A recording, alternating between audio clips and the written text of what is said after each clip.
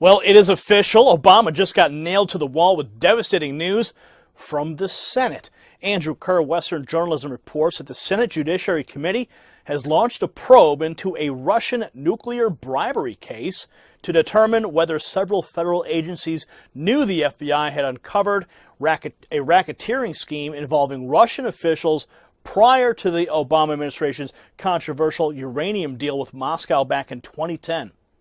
Now, according to The Hill, aides for the Senate Judiciary Committee revealed that the committee had sent requests to 10 federal agencies for information relating to their approval of Russia's Rosatom to buy Uranium One, a Canadian mining company that controlled 20% of America's uranium deposits. Senator Chuck Grassley of Iowa, the chairman of the Senate Judiciary Committee, he questioned Attorney General Jeff Sessions this week about a series of reports by The Hill. Watch this. Reports suggest that the Clinton Foundation received millions of dollars from interested parties in the transaction.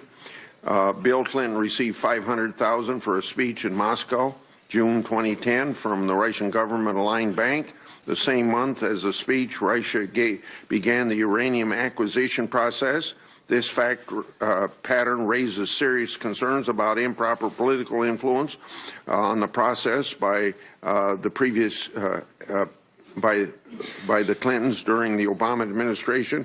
Has the Justice Department fully investigated whether the Russians compromised the Obama administration's decisions to smooth the way for transactions? And if not, why not? Mr. Chairman, we're working hard to maintain discipline in the department. It wouldn't be appropriate for me to comment on any ongoing investigation. My friends, this is a major, major development and only brings us that much closer to justice. And you can be a part of history by sharing this news across.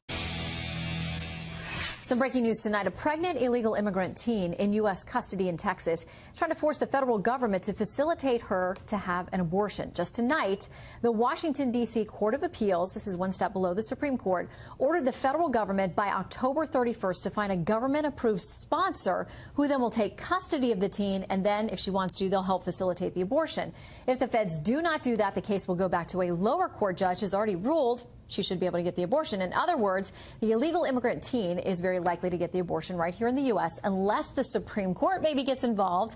So joining us now to talk about that and more, Penny Nance, CEO and president of Concerned Women for America, and Elizabeth Wydra, president of the Constitutional Accountability Center. Good to see you both tonight. Great to be with you. Let me just ask you, Elizabeth, as our resident legal eagle who has had many cases before the Supreme Court you've been involved with, what are the odds you think this ends up there?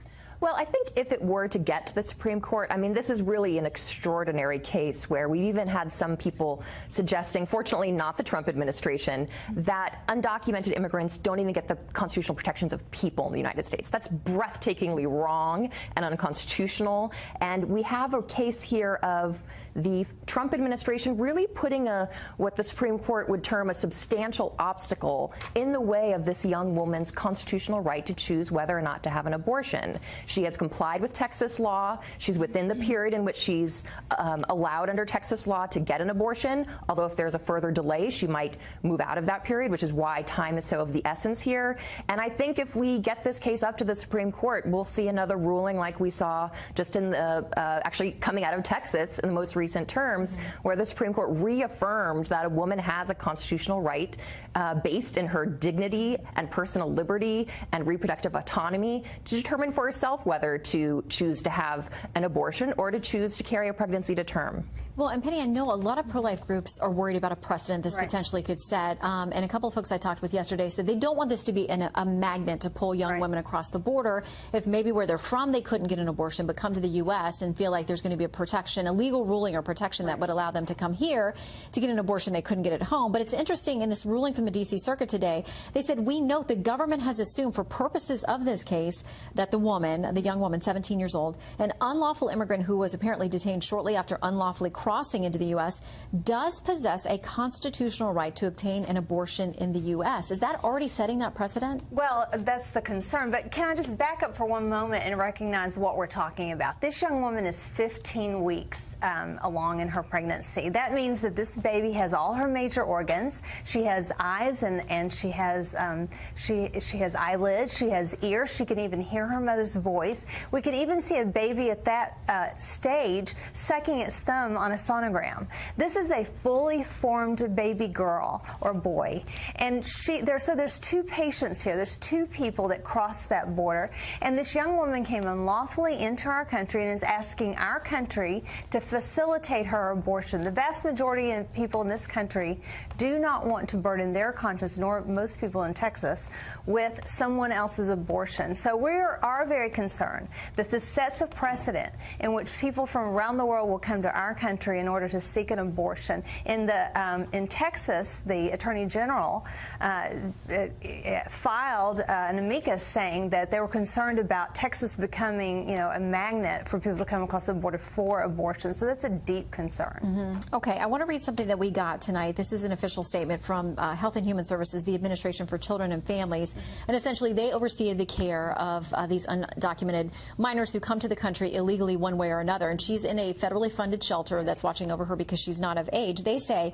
for however much time we're given, the Office of Refugee Resettlement and HHS, the ones that are tasked with watching over her, will protect the well-being of this minor and all children and their babies in our facilities, and we will defend human dignity for all in our care. I mean, Elizabeth, it seems that that's where we break then, the two sides breaking on what is dignity and care for this 17-year-old. Well, the Supreme Court and the Constitution have already decided that. And I absolutely respect that there are people who think that it should be different, and for moral or personal reasons, reasons of conscience might wish that it were otherwise, but that simply is not the case. She is 15 weeks along, but she has a constitutional right. She has the right under Texas law. And taxpayers are not going to pay for this abortion. I think that's a misstatement of the facts that has been out there a lot. No, because it's undisputed in the court, that was in the court's ruling today, that the lawyers for this young woman will pay for the abortion, will transport there herself, and the government doesn't have the constitutional authority to force you to have an abortion or to force you to keep a baby. They still have to care for her after this is all done. She is in the federal care of HHS. The Trump administration and the majority of American people do not want entangled with someone else's abortion, do not want to burden our conscience and using our tax dollars. If you were in the Bureau of Prisons, you could get an abortion. They're punishing her because she's an undocumented immigrant. She does not have to stay. The Constitution doesn't require you to give up your constitutional rights. She is not a U.S. citizen. And she's here illegally, and she can go home. How much do you think this has to do with the Constitution works? How much do you think this has to do with the fact that she is 17 years old too? Because I mean, she's young, and we know that under Texas law, she would have to either get parental consent or she would have to get a court order. And they say she got the court order when she was 9 weeks along. So Penny, now if we go to the October 31st deadline the court set today for finding a sponsor who will walk her through this process, her legal team says, she's going to be 16 and a half weeks then, and it's a different procedure. And of course, the child is much further along, so it becomes that much more controversial for people. That's right. And she came into this country unlawfully. She was offered the idea of going back home. They were going to expedite her departure, and she has said no, that she wants to be here. And the ACLU is working to set precedent. This is new law. Casey doubled down on the idea that it's different when we're talking about minors, and parents need to be involved in these decisions, these important, life-changing decisions for not one person but two people.